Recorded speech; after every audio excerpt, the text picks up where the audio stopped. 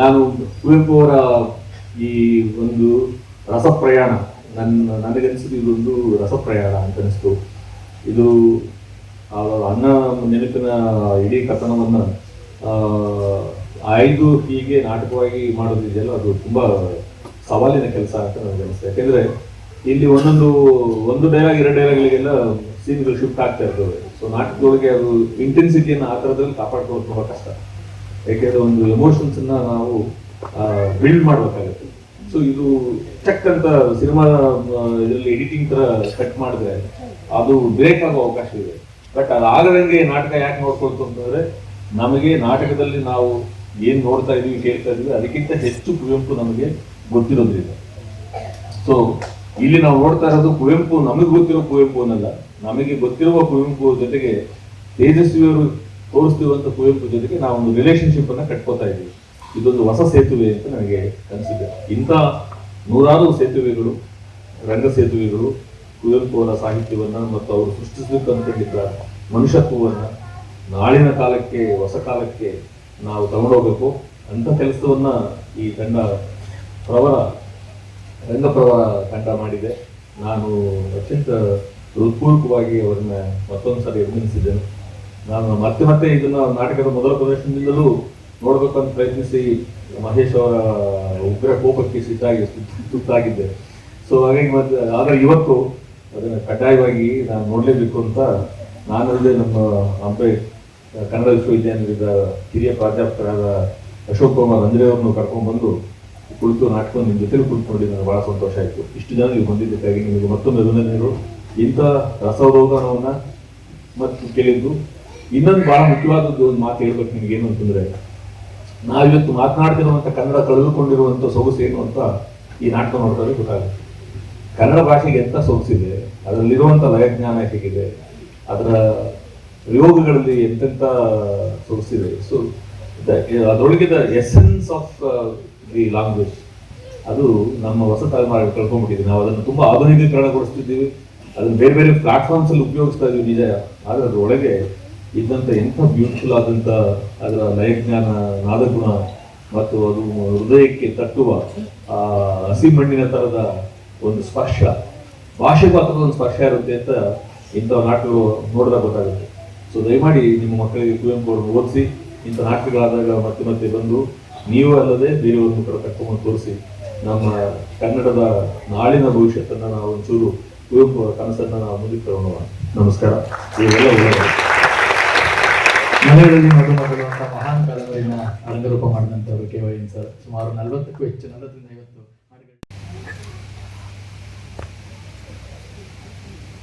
ಎಲ್ಲರಿಗೂ ನಮಸ್ಕಾರ. ಪೃಥ್ವಿ KC.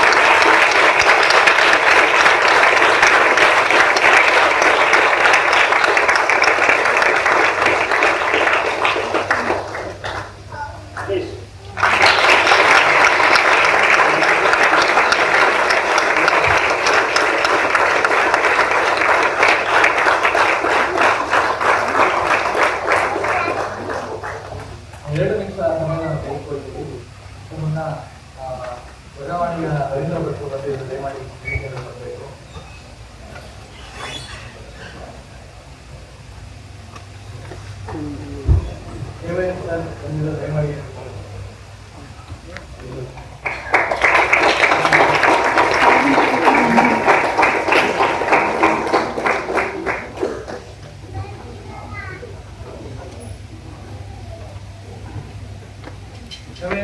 ಅದರ ಮುನ್ನ ನಮ್ಮ ತಂಡದ ಒಳ್ಳೆಯ ಸದಸ್ಯ ಪ್ರೊಫೆಸರ್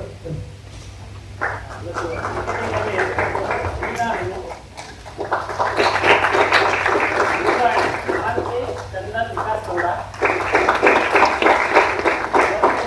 ಚೈತ್ರ ಪ್ರವೀಣ್, ಅಜಯ್ ಕುಮಾರ್, ಚಿತ್ರ ಹರ್ಷ ಕಾವೇರಿಪುರ,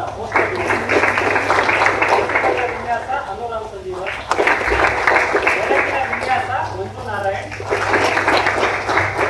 ಬೆಳಕಿನ ನಿರ್ವಹಣೆ ಸೂರ್ಯ ಸಾತಿ, ಗಾಯಕದಲ್ಲಿ ವಿಭಾ ಗುರುರಾಜ್ ಮತ್ತು ಅಶ್ವಿನಿ ಕಲಗರಿ,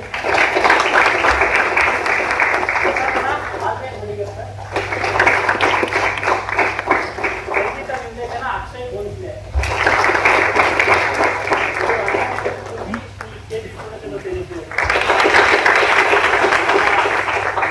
ಮಾಡಿದವರು ಕರ್ಣ ಪವನ್ ಪ್ರಸಾದ್, ವಿನ್ಯಾಸ ಮತ್ತು ನಿರ್ದೇಶನ ಅನುರಾಮ್ ಸಂಜೀವ.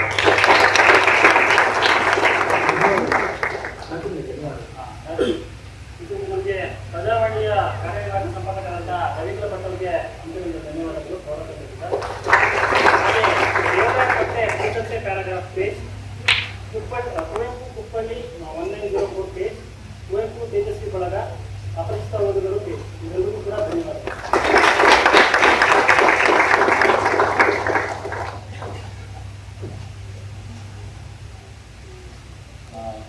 ಸಹೃದಯ ಇವರಿಗೆ ನನ್ನ ತೇಜಸ್ವಿಯವರ ಕಣ್ಣಿನಲ್ಲಿ ಕಂಡ ಕುವೆಂಪು ಅವರ ಲೋಕವನ್ನು ಓದಿದ್ರು. ಇಷ್ಟು ಅದ್ಭುತವಾದಂಥ ಪ್ರದರ್ಶನವನ್ನು ಮಾಡಿದ ಈ ತಂಡಕ್ಕೆ ಮೊದಲಿಗೆ ನಾನು ನಿಮ್ಮೆಲ್ಲರ ಪರವಾಗಿ ಅಭಿನಂದನೆ.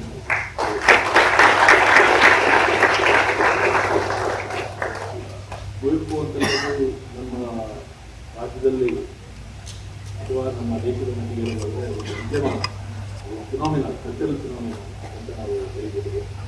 ಸೊ ಕುವೆಂಪು ಅವರ ಆಲೋಚನೆ ಮಾಡುವ ವಿಧಾನ, ಕುವೆಂಪು ಅವರ ಸೃಷ್ಟಿ ಮಾಡಿದ ಸಾಹಿತ್ಯ ಮತ್ತು ಕುವೆಂಪು ಅವರು ಸೃಷ್ಟಿ ಮಾಡಿದ ಪಾತ್ರಗಳು, ಅವರ ಚಿಂತನೆಗಳು ಇವೆಲ್ಲ ಕೂಡ ಎಷ್ಟು ಪ್ರವೇಶಾಗಿಯಾಗಿವೆ ಮತ್ತು ಹೊಸ ತಲೆಮಾರುಗಳನ್ನು ನಾವು ಹೇಗೆ ಪ್ರಭಾವಿಸಿವೆ ಅನ್ನೋದಕ್ಕೆ ಈ ಕುವೆಂಪು ಅವರ ಸಂಬಂಧಿತವಾದ ಏನನ್ನಾದರೂ ನಾವು ಇಲ್ಲಿ ಸ್ಟೇಜ್ನ ತರೋದಾಗಲಿ ಓದೋದಾಗಲಿ ಮಾಡಿದರೆ ಬಂದು ಸೇರುವ ನಿಮ್ಮಂಥ ಸಹೃದಯರೇ ಇದಕ್ಕೆ ಸಾಕ್ಷಿ ಅಂತ ಹೇಳ್ತಾರೆ.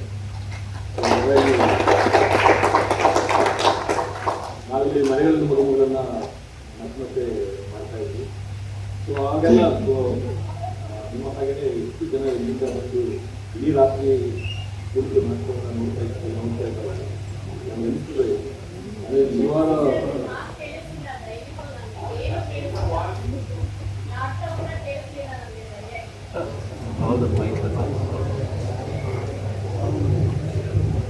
ದಯಮಾಡಿ ಕ್ಷಮಿಸಿ. ನೀವು ನಾಟಕ ಅಂತ ಕೇಳಿದ್ರೆ ಏನಾದ್ರು ಮಾಡ್ಬೋದು.